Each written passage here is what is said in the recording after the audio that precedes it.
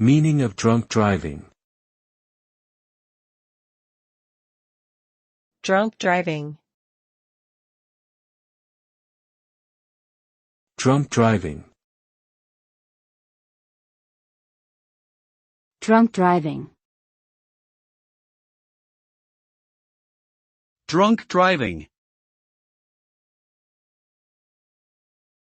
Drunk driving refers to the act of operating a motor vehicle while under the influence of alcohol or drugs.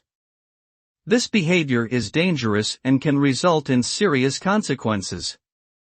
Those who drive while intoxicated are not only putting themselves at risk, but also endangering the lives of others on the road.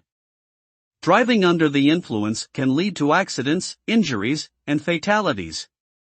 It can also result in legal penalties including fines, license suspension, and even imprisonment. In short, drunk driving is a reckless and irresponsible behavior that can have severe and life-changing consequences.